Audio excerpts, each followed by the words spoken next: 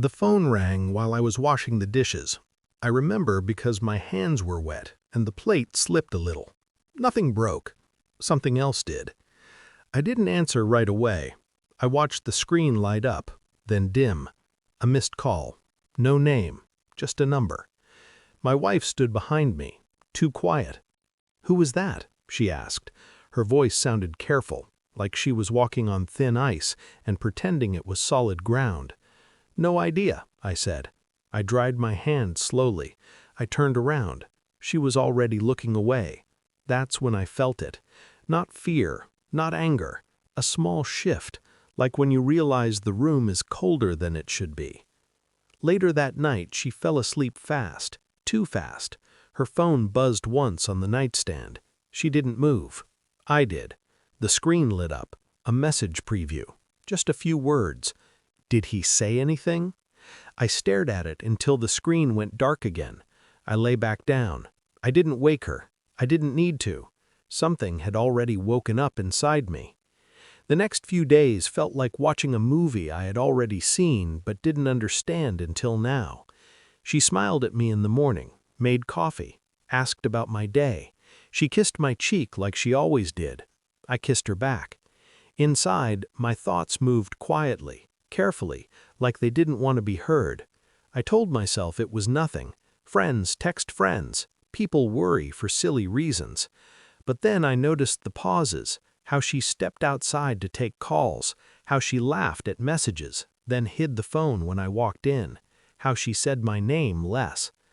I remembered things I had ignored, the way her stories didn't line up, the way she said she felt lonely even when I was right there. I didn't feel angry, not yet. I felt small, like everyone else had been reading a book about my life, and I had missed the last few chapters. I wondered who else knew, her friends, her family. I wondered how long I had been the only one standing in the dark, smiling like everything was fine. That thought hurt the most. Not that she was cheating, but that I was the last one to know. I didn't ask her questions. Questions give people chances to lie. Instead, I watched. I listened. I remembered. I checked the phone bill. Long calls, late at night, always the same number. I wrote it down. I checked our calendar. Days marked busy.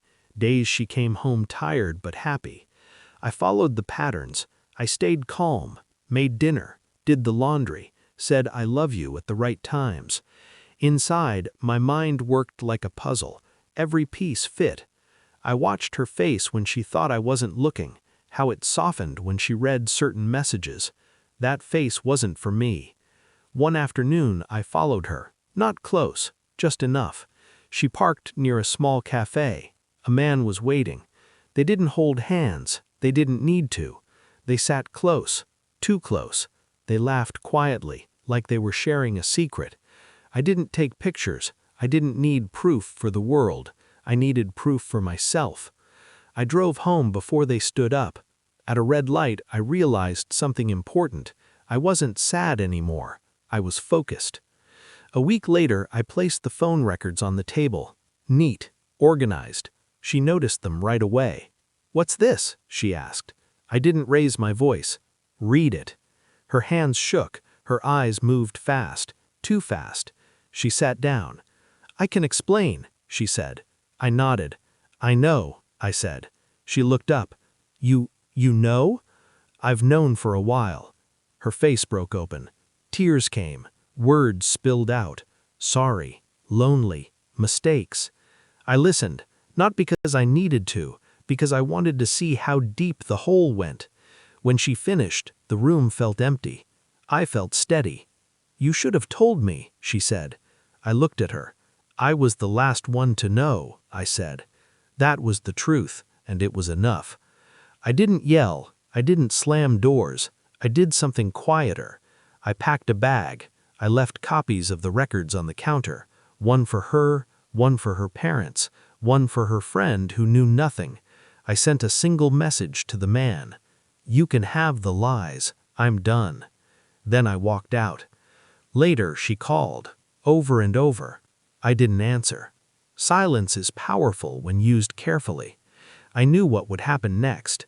questions she couldn't answer, stories that didn't work without me, a life that suddenly felt smaller.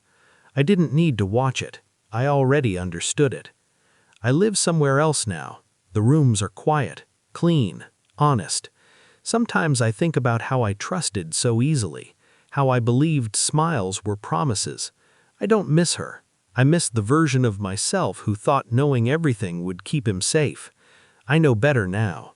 The truth doesn't shout, it waits, and when it finally steps into the light, it doesn't ask for forgiveness.